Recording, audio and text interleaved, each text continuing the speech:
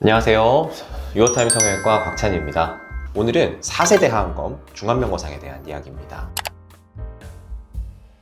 1세대라면 눈 밑 지방 제거만 하는 수술, 2세대는 눈 밑 고랑 인대를 끊고 지방을 재배치하는 것까지를 2세대, 3세대라면 이제 2세대 수술에다가 알륜근 현수법, 알륜근 눈 주변을 있는 근육을 바깥쪽으로 걸어주는 거죠. 이렇게 하면서 애교를 만드는 수술을 같이 하기도 했어요. 그리고 4세대라면 이 3세대 수술에다가 팔자 위에 있는 지방들, 그리고 수프라고 하는 볼 쪽에 있는 지방들을 같이 끌어올리는 이 중안면거상의 개념을 같이 하는 걸 4세대 수술이라고 요약할 수 있겠습니다. 하안검 할 때 이 중안면거상 꼭 해야 되나요? 이렇게 물어보신다면 제일 중요한 답은 사실 무조건은 없겠죠. 무조건 하는 건 아닙니다.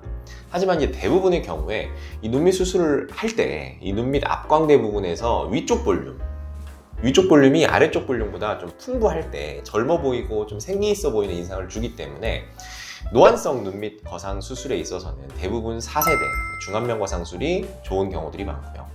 좀 젊은 사람들의 눈밑 수술에 있어서는 상대적으로 위쪽 볼륨이 아래쪽보다 볼륨이 충분하고 피부 탄력이 좋은 편이기 때문에 이 결막으로 접근해서 진행하는 2세대 수술이라든지 또는 뭐 3세대 수술 정도로도 충분한 케이스들도 있겠습니다.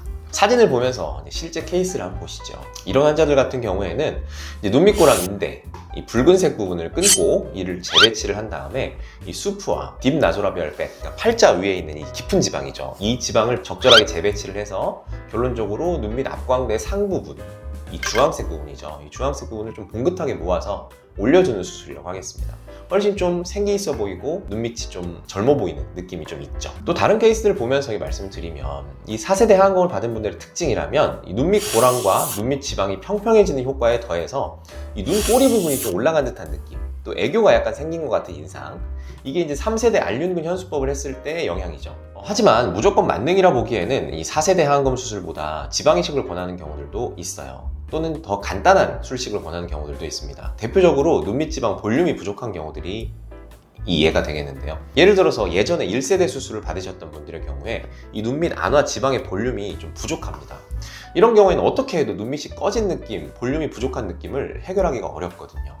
이런 경우에는 눈밑 고랑 인대를 끊고 주름만 없앤 다음에 지방 이식을 해드리는 게 오히려 효과적인 경우들도 있습니다. 실제로 눈밑 노화를 자세히 보면 이 단순히 눈밑 지방만 튀어나오는 경우보다 이 눈밑 꺼짐이라든지 또는 이 눈밑과 볼 경계가 좀 분리된다든지 중안면 볼륨이 좀 저하된다든지 하안검 지지 기반의 약화, 이런 것들이 같이 섞여 있는 경우가 훨씬 많습니다. 저는 그래서 이제 하안검을 설명드릴 때 이 단순히 눈밑 지방 제거 수술이라고만 말씀드리기보다 이 눈밑과 중안면의 연결 부분을 다 같이 재정의하는 수술이라고 설명드리는 편입니다. 결국 중요한 것은 얼마나 많이 제거했냐가 아니라 어디를 남기고 얼마만큼 옮기느냐, 이게 중요하겠죠.